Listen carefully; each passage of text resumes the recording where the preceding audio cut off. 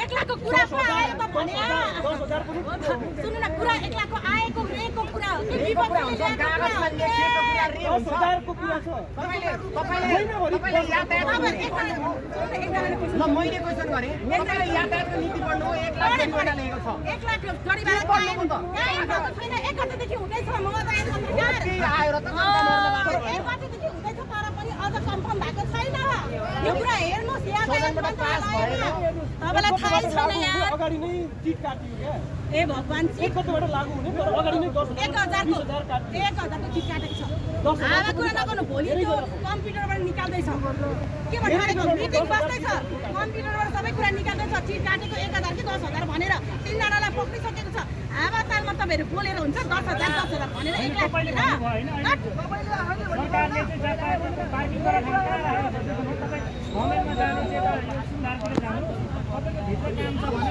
आधी घण्टा जति बाइक राखेर हिँड्नुपर्छ क्या ठाउँमा पुग्नलाई सुन्नु न अनि नेपाली जनता चाहिँ यत्रो जग्गामा पनि घर बनाएर बस्ने पसल थापेर बस्ने पार्किङ गर्ने ठाउँमा पनि अनि त्यसपछि बल्ल यहाँनिर भत्काउँदैछ पार्किङ बनाउँदैछ त अनि खुद्राको गर्छ त भने क्या सरकारले चाहिँ काम छैन यार गरिबले त्यसो भए काठमाडौँ बस्न नपाउने गरिबले काठमाडौँमा बस्न नपाउने होइन गरेर काम गर्न नपाउने होइन गरिबले पेट्रोल खनाउन नपाउने यो सरकारले गरिब खेद्न थाल्यो काम छैन गरिब भएकै भरमा चाहिँ नि पेट्रोल खनाउन पर्छ ए बाबा खाना पाएन भने गर्नु परेन भन्ने खाना नपाएपछि के गर्नु काम गर्ने हो नि त गरिब भएपछि काम गर्ने मजदुर गर्ने खाने सरकारले सरकारले काम गर्ने हैन पिडै भयो त पेट्रोल खुदाके तपाई हावामा बोल्नु नि यस्तो हुन्छ के म दाइ पुरै पिडा भएर कालाली यो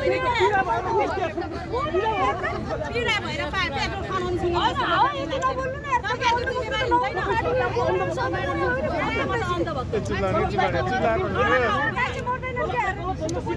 चारजना मान्छे के भन्छ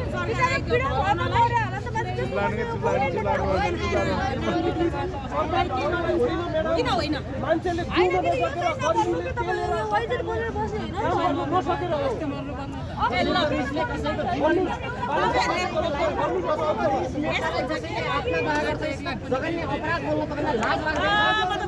तपाईले धेरैजनाले हेरिरहेछन् हेर्नु तपाईले धेरैले गलत भनिरहेछन् गलत भने नि के गलत भने नि के मैले जे हो त्यही भने 1 गतेदेखि लागु हुन्छ तपाई माफी माग्नु माफी माग्दिन किन माफी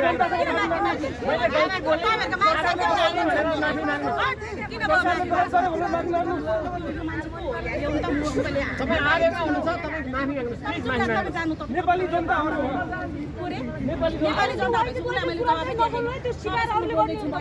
जवाफ दिदैछु म यहाँ तपाईहरुलाई जवाफ दिदैछु मलाई अरुसँग जवाफ दिनु म पनि छैन अरूले सित नबुझ्दा जाने कहाँ चाहिँ बुझेन मसँग डिबेट गर्ने हैन फेरि लगाइदिन्छु नि म त दुई झापड फेरि मसँग डिबेट गर्ने हैन यहाँ तपाई डन हो दिदै हुनुहुन्छ तपाई डन हो यहाँ धम्की दिदै हुनुहुन्छ हैन राम्रो क्वेशन छ बुझ्नु न अनि तपाईले हान्दिन्छु ट्र्याक आउटको कुरा नजान्नु तपाईले हान्दिन्छु भन्नुभयो अनि के भनेको त तिमीलाई मलाई किन म यहाँ बोलिरहेको छु उले मलाई यहाँनिर गर्न पर्छ जे पनि बोल्न पाइयो त सार्वजनिक स्थलमा बसेर जे पनि बोल्न पाइयो त तपाईहरुले जे पनि क्वेशन सोध्नुहुन्छ हामीले मात्रै सोधेको छ राज्यले किन यो अवस्था ल्यायो भन्दा तपाई राज्यले सही गर्नु भन्नु राज्यले मान्छे मार्दा भनेर सिंहदरबार जानु बालेन्साको कुर्सी छोड्नु त्यो मलाई भन्ने हैन तपाईलाई रिस उठ्यो भने बालेन्सा प्रधानमन्त्री भएको हेर्न चाहेन भने तपाईलाई त्यो कुर्सीमा जानु मन छ जानु तपाई स्टनबाजी गर्नु उता गएर हामी तीन पत्रकार हौ जुन पत्रकार तपाईले विरोधी सरकारले लग्यो भन्दा तपाई विरोधी तपाई यो राष्ट्रिय स्वतन्त्र पार्टीको विरोधी पत्रकार हो तपाईं विरोधी पत्रकार हो कि स्टेटबाजी चाहियो हो म त झोले हो झोले हो झोला पुग्दा पनि अलि आँखा खोला आँखा खोलेर बोकिरहेको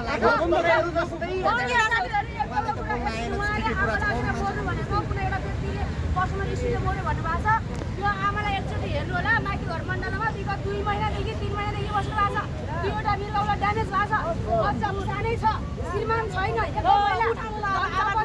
धनसम्पत्ति छैन मान्छे 2 महिनादेखि मरेको मान्छेको पछाडि लागिरहेको है त्यसपछि यदि यो आमाले बाजेको आमाले औषधि खान पाउनु भएको छैन अब उहाँको विगतमा मर्नु लागेको अरू के छ तर उहाँहरूले भन्दै हुनुहुन्छ कि सरकारले व्यवस्था गर्नु पर्यो भन्दै हुनुहुन्छ कि उहाँहरूले सरकारले गर्नु पर्यो कि परेन भन्नु यो आमा अब मर्नु लागेको छ तपाईहरु रोकिनु नि त सम्मति ठाउँमा ए बाबु सरकारले तपाईहरुको अधिकार छैन उहाँलाई रोकिनु सम्मति ठाउँमा तपाईँको सरकार छ नि त, तपाईँको होइन, तपाईँहरूको पनि हो, मेरो होइन के तपाईँहरूको पनि हो।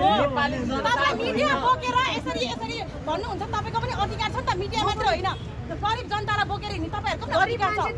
लिएर हेर्नु त ल, त्यसो भए चाहिँ मलाई मात्रै किन यहाँ विपक्ष गर्नुहुन्छ? उहाँलाई चाहिँ उपचारको लागि मिडिया बाजी गरिदिनु न। कसको लागि? कसको लागि?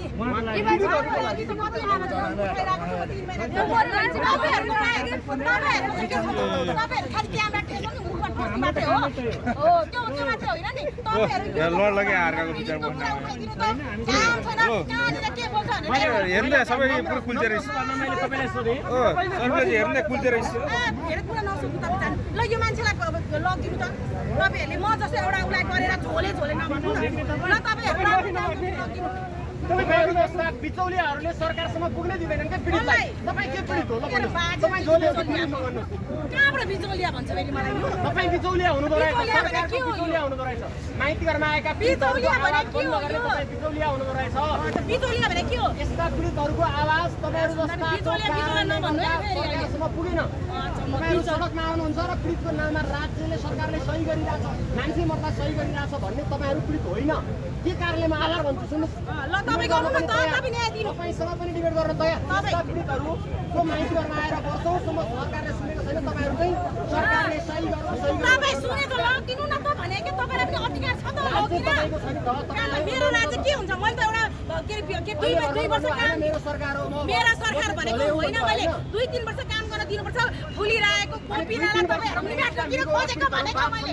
हावाकुराको फक्रेको फुल, सुन्नु न, फक्रेको फुल झरेर केपीबाट उ गरिसक्यो, उनीहरूलाई केही भन्न नसक्ने कोपिरालाई चाहिँ किन निमाट्न खोजेको भनेको मात्रै हो। कोपिला पनि 20 को कोपिलाको बनिनु भएन नि त।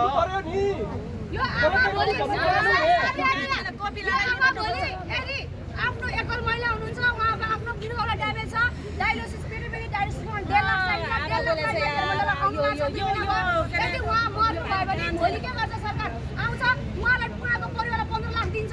आज 15 लाख दियो भने उनीहरूको मृत्युलाई फेरिन्छ। अनि आज जिउँदा हुँदा 15 लाख दिन नसक्ने सरकार भोलि मरेपछि खातामा के चाहियो? 15 लाख यो बोल्नु भएन। सरकारले बुझ्नु पर्छ, तपाईँले बुझ्नु पर्दैन। मरेपछि 15 लाख दिनु हुन्छ, जिउँदो मान्छे 15 लाख माग खोजेर बसेर यो समस्या चाहिँ नदेख्ने होइन। सरकारले गरेछ नगरे होइन, तर पनि गरिब मान्छे मरिसकेपछि रुनुभन्दा, मान्छे हस्पिटलमा गएर बस्नुभन्दा मर्न बाध्य हुने अवस्था सिर्जना नगर सरकार। यस्तो आमा हिमालती घर मण्डलमा 2 महिनादेखि बसेको छ, न श्रीमान छ, न धन सम्पत्ति छ, न बालबच्चा छ, उपचारको लागि बसिरहेछ, म जीवनमा मृत्युसँग न कोठा गरी बस्न खान सक्ने हैसियत छ। उहाँलाई राहत चाहिएको छ, कमसेकम 2-3 लाख मात्रै सरकारले दियो भने पनि फर्किन्छु भन्नुभएको छ। तर उहाँहरू भनिरहनु भएको छ कि जो आत्मा दाह गरे पनि मरे पनि खुसीले मर्छन् भनिरहनु भएको छ। यसलाई कसरी हेर्नु भएको छ? यही घटना दिएको छु भने जनतालाई मर्न बाध्य बनाउने नीति नियम चाहिँ किन पास गर्नु पर्यो? किन लिएर आउनु पर्यो? नीति नियम हेराइसकेपछि जनता मरिसकेपछि खातामा पैसा नहाल्नु पर्यो, जिउँदो मान्छेलाई पैसा दियो, एउटा उता आमा हुन्छ। तपाईँ बोल्नु त एकछिन, तपाईँ सबै हालिदिनु होला यो भिडियो। सरकारले जिउँदो ध्यानसँग गराउनु होला। भोलि आमा मऱ्यो भने के गर्नु तपाईँ? अब जीवन र मृत्युमा लडिसकेको 2 महिना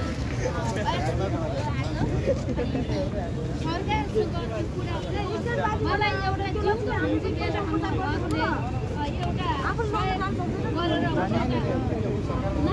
आमाको आमा बचाउनलाई सहयोग गरिदिनुहुन्छ भन्ने म आशा गरेर यहाँ माइती घर मण्डलमा आएको छु। तपाईँहरूले एउटा रकम छिरी चुने रकम मलाई 10-15 लाख भएपछि मेरो छोराले एउटा बिजुवालाई दिन्छु भनेको छौँ।